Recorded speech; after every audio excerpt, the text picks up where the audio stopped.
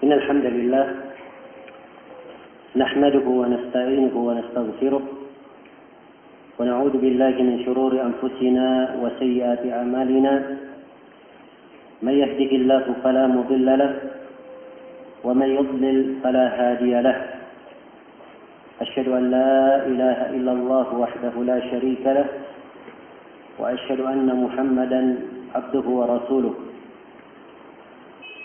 يا أيها الذين آمنوا اتقوا الله حق تقاته ولا تموتن إلا وأنتم مسلمون يا أيها الناس اتقوا ربكم الذي خلقكم من نفس واحدة وخلق منها زوجها وبث منهما رجالا كثيرا ونساء واتقوا الله الذي تساءلون به والأرحام إن الله كان عليكم رقيبا يا أيها الذين آمنوا اتقوا الله وقولوا قولا سديدا يصلح لكم أعمالكم ويغفر لكم ذنوبكم ومن يطع الله ورسوله فقد فاز فوزا عظيما أما بعد فإن أصدق الحديث كتاب الله وخير الهدي هدي محمد صلى الله عليه وآله وسلم وشر الأمور محدثاتها فإن كل محدثة بدعة وكل بدعة ضلالة وكل ضلالة في النار.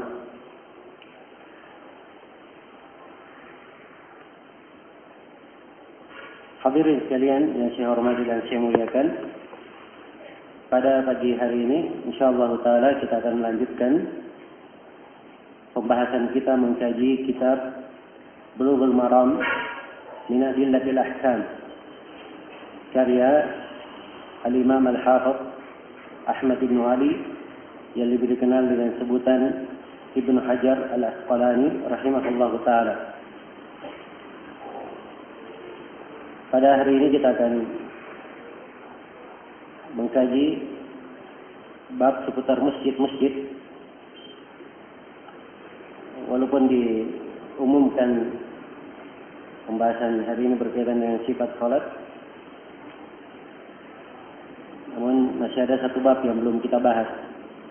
Setelah anjuran untuk khusyuk dalam salat, masih ada bab al-masajid, tentang masjid-masjid. Dan insyaallah kita akan baca babul masajid berkaitan dengan masjid.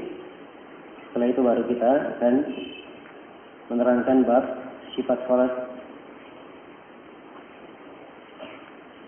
Kata Ibnu Hajar rahimahullahu taala, babul masajid. Bab al-masajid. Bab tentang masjid-masjid. Al-masajid ini kata jama'. Kata jama'. Bentuk tunggalnya masjid. Bentuk tunggalnya masjid. Dan kata masjid sudah digunakan di dalam bahasa Indonesia dan kita semua memahami maknanya. Dan penggunaan maknanya di dalam bahasa Arab juga adalah hal yang sama. Sebab kata masjid di fathah mimnya, di kasrah jimnya. Jadi masjid itu adalah sebuah nama untuk tempat sujud. Sebuah nama untuk tempat sujud. Katakan masjid itu artinya tempat sujud. Iya.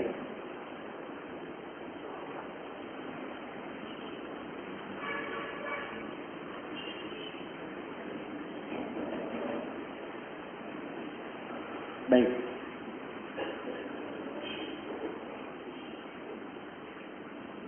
Dan maksud masjid secara syar'i tidak keluar dari mana bahasa ini. Itu kata para ulama, setiap tempat yang dipakai untuk sujud maka dia disebut sebagai masjid. disebut sebagai masjid. Ini definisi masjid. Kemudian yang kedua sebagai pendahuluan di sini, penggunaan kata masjid itu di dalam istilah para ulama fikih digunakan untuk dua hal, untuk dua jenis. Yang pertama, tempat khusus yang dibangun untuk sujud, ya seperti masjid-masjid yang kita saksikan dan masjid yang kita tengah berada di dalamnya saat ini. Jadi masjid dengan penggunaan makna yang khusus. Dan ada masjid dengan penggunaan umum, yaitu penamaan untuk setiap tempat di atas muka bumi ini yang dipakai sujud. Jadi tanah apapun, bagian apapun dari bumi ini yang dipakai untuk sujud, maka itu disebut sebagai masjid dalam istilah syariat kita. Karena Nabi sallallahu alaihi wasallam bersabda, "Wa ju'ilat liyal ardu masjidan wa tahura." Dan telah dijadikan bumi itu bagi kami sebagai masjid dan sebagai tahura, sebagai hal yang bisa dipakai bersuci. Ya, maka bumi seluruhnya adalah masjid. Bisa dipakai untuk sujud, menunaikan salat. Dan di sini Al-Hafidz Ibnu Hajar rahimahullah mengkhususkan bab tentang masjid di Bulughul Maram karena ada hukum-hukum yang berkaitan dengan masjid ini. Siapa yang ingin menunaikan salat, maka dia penting untuk mengetahui hukum-hukum yang berkaitan dengan tempat salatnya. Dan secara khusus rumah-rumah ibadah yang dibangun untuk sujud, masjid, ini ada hukum-hukum yang berkaitan dengannya, sebab dia adalah salah satu simbol dari simbol-simbol Islam. Masjid salah satu simbol dari simbol-simbol Islam yang kita harus memuliakannya. Iya. Karena pembahasan masjid ini terdapat di dalamnya hukum-hukum dan kandungan-kandungan fikih. Kadang sebagian ulama menulis buku tersendiri berkaitan dengan masjid, hukum-hukum masjid, seputar masjid. Bagaimana para ahli fikih kadang mengkhususkan bagian pembahasan dari ilmu fikih karena penting pembahasan tersebut. Demikian pula tentang masjid ini. Ya, Imam Az-Zarkashi Asy-Syafi'i beliau mempunyai buku judulnya I'lamus Sajid bi Ahkamil Masajid. I'lam As-Sajid, pemberitahuan kepada orang yang sujud tentang hukum-hukum seputar masjid. Di buku beliau tulis. Dan juga ada buku Jamaluddin Al-Qasimi berkaitan dengan ahkam seputar masjid. Dan Syekh Al-Albani rahimahullah ta'ala juga punya buku dengan judul Tahdhirus Sajid min Ittikhadil Quburi Masajid. Iya. Jadi perhatian para ulama terhadap fikih seputar masjid ini adalah hal yang bisa dilihat di karya-karya khusus mereka berkaitan dengan masjid. Karena itu wajar kalau Ibnu Hajar rahimahullah ta'ala mengkhususkan di dalam Bulughul Maram ini bab khusus berkaitan dengan masjid. Ya. Masjid adalah hal yang diagungkan di dalam syariat kita. Di dalam Al-Quran Allah memuji orang-orang yang memakmurkan masjid Allah. Dan Allah sifatkan mereka dengan keimanan. Innama ya'muru masajid Allah man amana billahi wal yawmil akhir. Sungguhnya mereka yang memakmurkan masjid-masjid Allah adalah orang-orang yang beriman kepada Allah dan hari akhirat. Dan di surah An-Nur Allah Subhanahu wa taala menyebutkan dirinya dengan sifat cahaya. Dan Allah menerangi adalah cahaya langit dan bumi. Allah berfirman, Allahu nurus samawati wal ard. Allah adalah cahaya langit dan bumi. Kemudian disebutkan tentang cahaya ini pada kelanjutan ayat. Dan di ayat setelahnya, fi buyutin adinallahu an turfa. Di rumah-rumah yang Allah izinkan untuk diangkat. Maksudnya masjid-masjid yang Allah izinkan. Maksudnya izin di sini adalah izin syar'i. Ya, kalau saya terjemah bebas, di rumah-rumah yang Allah syariatkan untuk diagungkan, diangkat. Maka masjid adalah sumber kebaikan yang disebutkan padanya cahaya. Ini menunjukkan besarnya dan pentingnya kedudukan masjid di dalam syariat kita. Iya. Di dalam masjid ini terdapat lembaran-lembaran syariat yang sangat agung. Di antaranya masjid adalah tempat untuk menunaikan ibadah-ibadah pada Allah Subhanahu wa taala dan menegakkan syiar-syiar Allah.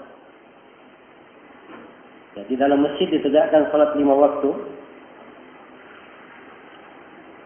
Disyariatkan melakukan i'tikaf. Iya. Kemudian di dalam masjid juga dibacakan di dalamnya ayat-ayat Al-Quran dan dikaji di dalamnya hadis-hadis Rasulullah sallallahu alaihi wasallam. Masjid ini dari masa dahulu merupakan tempat untuk memandu umat, mengarahkan mereka kepada kebaikan. Di dalam masjid-masjid itulah diambil pelajaran-pelajaran ilmiah, diambil pendidikan-pendidikan agama. Dan orang yang mengkaji Al-Quran di dalam masjid disebutkan keutamaan-keutamaan khusus untuknya. Dan itu tidak berlaku untuk di luar masjid. Seperti misalnya Rasulullah sallallahu alaihi wasallam bersabda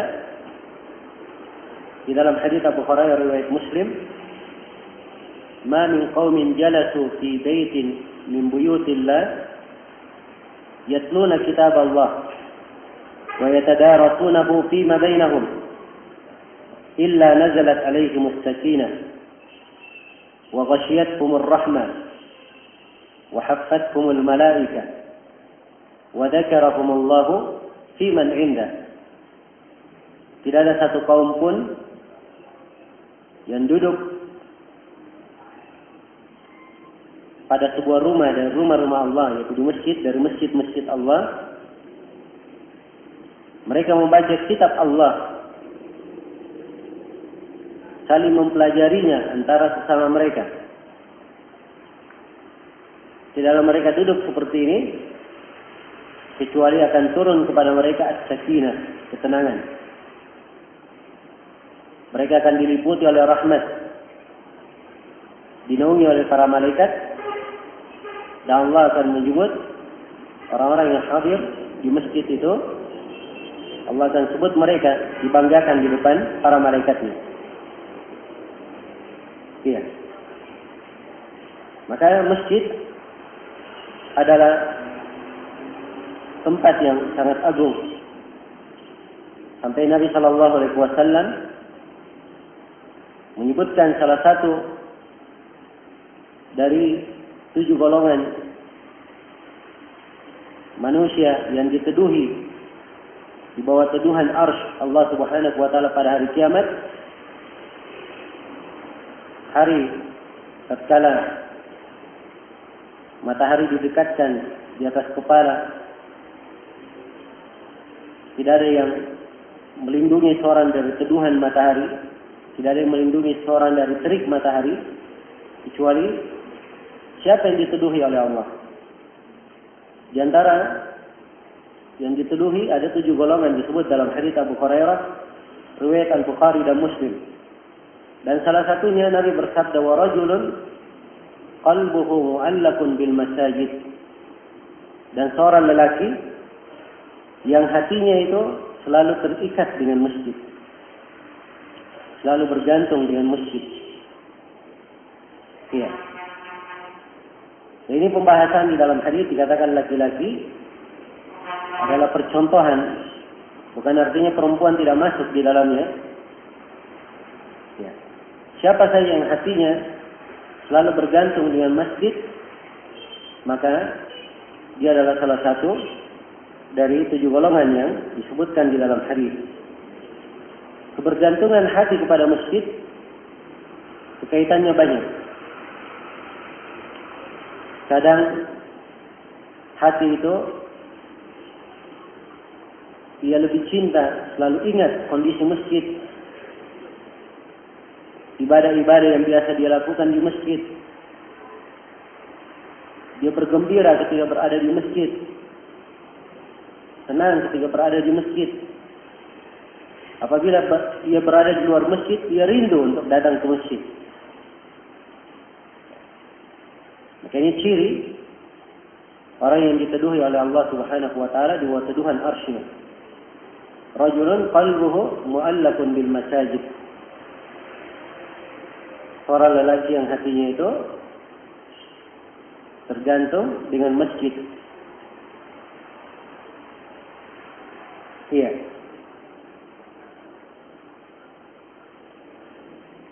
Dan di dalam masjid ini pula Rasulullah sallallahu alaihi wasallam membangun kehidupan umat. Awal kali beliau menginjakkan kakinya di kota Madinah, yang paling pertama beliau lakukan adalah beliau membangun Masjid Quba. Iya. Dan dari masjid beliau sallallahu alaihi wasallam ditegakkan padanya bendera-bendera jihad. Dan dari masjid itu pula beliau mengarahkan kaum muslimin kepada apa yang merupakan kebaikan dan kejayaan mereka. Iya. Jelas kalau kita berbicara tentang kedudukan masjid di dalam Islam, itu adalah hal yang sangat panjang, dan keutamaan masjid-masjid itu sangat besar di dalam syariat kita. Iya. Karena itu wajar kalau Al-Hafidz Ibnu Hajar di sini mengkhususkan satu bab, beliau menguraikan hukum-hukum yang berkaitan dengan masalah masjid ini.